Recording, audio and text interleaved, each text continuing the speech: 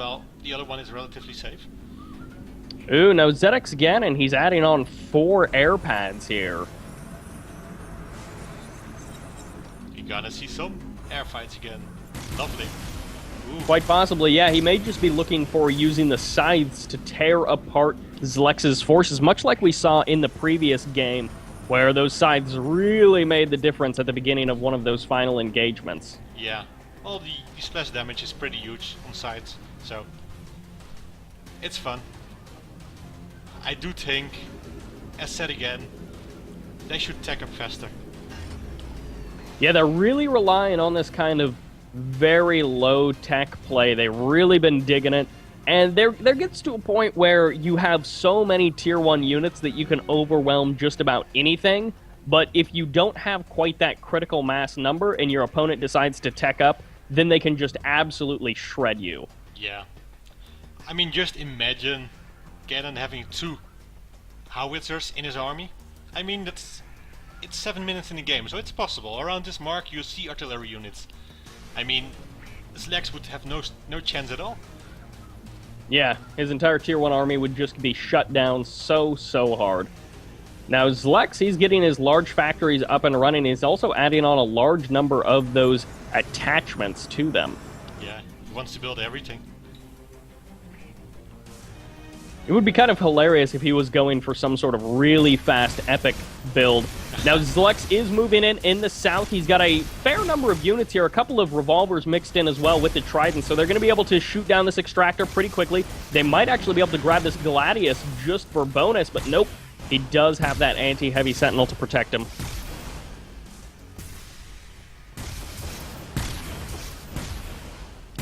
Just focus on the extractor, man. Don't bother.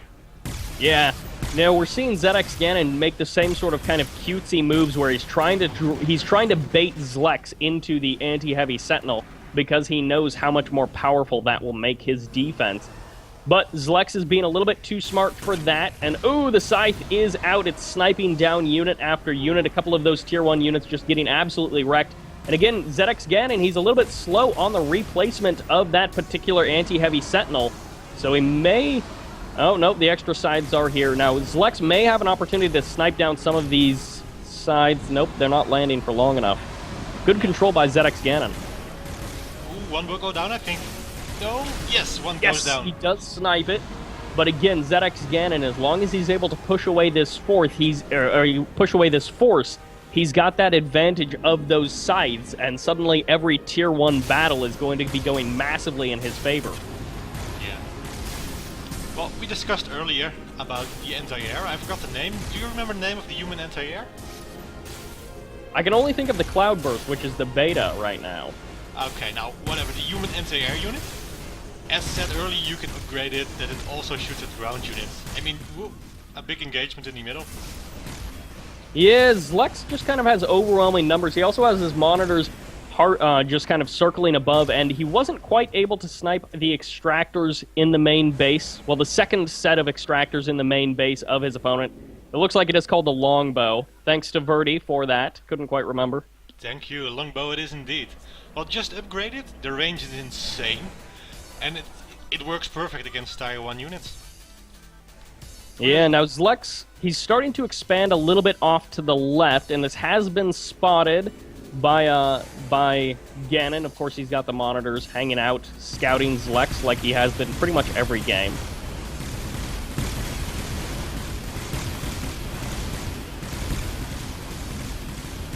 There'll be a big engagement coming up soon. You can feel it, it's in the air. It is indeed in the air. Zlex coming forward. He's going to get a good look at his opponent's army. I don't know that Zlex actually has enough to take this engagement. He should probably just back off here. Now, he's got a pretty good concave, but with the sides, if they end up actually firing at these ground units, it'll really go overwhelming in the favor of ZxGanon. It may go in his favor overwhelmingly anyways, as he's just got reinforcements pouring to the front lines. Yeah, Ganon has... I think he already had more units. Yeah, at first, Zlex was getting off a couple of more shots than ZxGanon, but once actually all of ZxGanon's units were engaging, it was just a little bit overwhelming for him. Howard's entered the field, though. Those units will Finally. make a huge difference. Yeah, finally. I mean, 11 minutes in the game. It's a bit too late for my taste. But it's kind of okay because his opponent, because ZxGanon hadn't gone tier 2 particularly fast either. But ZxGanon, unlike Zlex, has been going for the monitor scouts. He's been keeping an eye on Zlex, and he's going to know, okay, you've got howitzers, and of course the sides can start to pick those guys off. Yeah. Well, let's count. 1, 2, 3, 4. About 6 or 7 refineries from Zlex against 1, 2, 3, 4, 5. I think Zlex is a bit ahead in economy.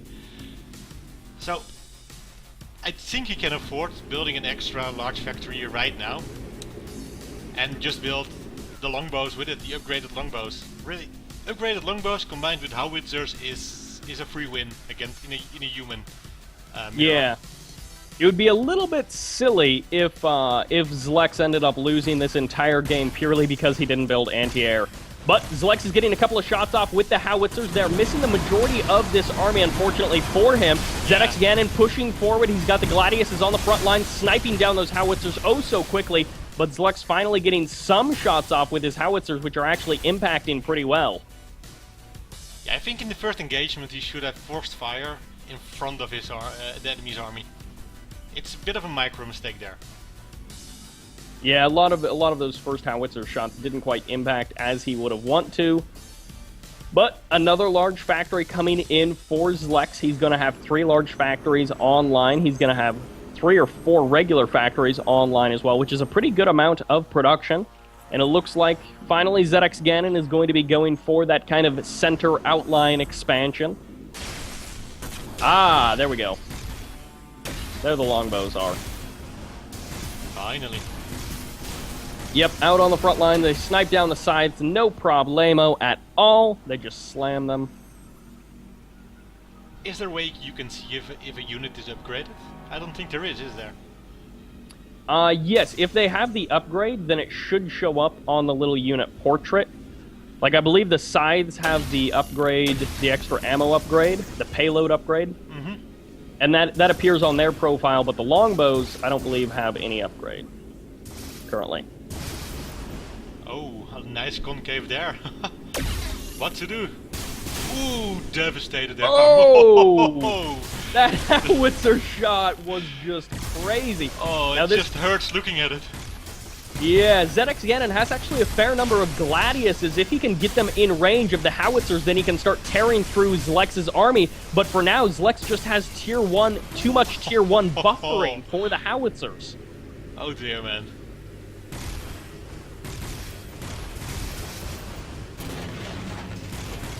Yep, and now Zlex, he's going to be able to pick off some of these extractors without too much trouble. He's got a lot of DPS in this army, and the sides, oh, they're going to have to be so versus the longbows of Zlex. Oh, that's one of the reasons I think air is not as effective. I mean, anti-air is so strong in this game. There is simply not much you can do once your opponent has their anti-air in place. Yeah, it can be a little bit hard to deal with. 2 of the extractors getting slammed down by Zlex, a 3rd one going down as well. This is really hurting the eco of his opponent, because while Zlex has kind of been... In the early games, Zlex wasn't really expanding out, but in kind of the mid to late game, as we're passing, the 15-minute mark, Zlex has spent the last couple of minutes expanding out, establishing more and more extractors further and further away from home, so he's going to have still roaring eco. Yeah, but ZxGanon... Yeah, not so much. That side just got the attention of about a half dozen longbows all at the same time, and they just absolutely shredded it. Zlex continuing to pour more and more units down. He's not even getting Lancers, not even... As I say that, he's just building Lancers right now. But he's not even using his teleporter tricks. Ooh, de-engagement going on here. Yeah, Zlex not really utilizing his howitzers very much. The sides are finally getting their shots off, but the longbows are just too good. The focus fire is too much for those sides, and now the howitzers tearing everything apart. Yeah. Well, the army of Zlex is just too big. Yep, and ZxGanon, I mean, he would have needed to be pulling some pretty big harassment moves to be able to come back at this point. He would just need to shred the entire army of Zlex, shut down all of the eco in a way that's going to be very difficult. Yeah, well, now we see just Lex is gonna focus down the two extractors that are mining, and I don't see Ganon coming back into this game. Yeah. Zlex's Lancers are now on the front line, which ZxGanon did have some Lancers kind of advantage over Zlex, but the Lancers didn't really get an opportunity to charge up as much as they would have liked to. They didn't get an opportunity to do that damage that they would have liked to because they got shut down so fast.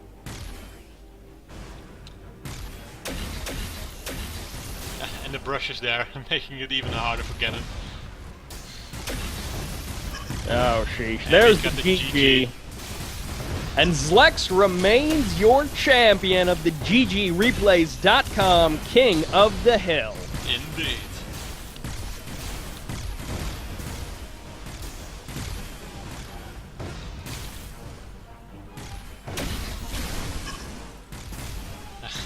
Hail the king, boys. Indeed. Hail the king.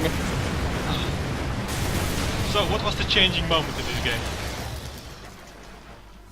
I think it just came down to that one engagement where Zlex, he wasn't pushing in, but he was on Ganon's half of the map, and Ganon tried to push into Zlex's arty, and then Zlex just had so much tier 1 buffering for his arty, keeping Ganon's army in place, and we saw some of those pretty massive arty shots just wrecking Ganon's forces. They were so tightly clumped, and from that point forward, Zlex had too many cloud bursts for the sides to be kind of a one-unit bounce back. Zlex had too much eco for Ganon to be able to like hold off Zlex, and then Zlex just had too many units for Ganon to really be able to just stop the sheer unit production. Indeed. Well, I think overall in this game, Zlex just played better. He outplayed him, and that was it. Yep, he quite was better possibly. on all the fronts.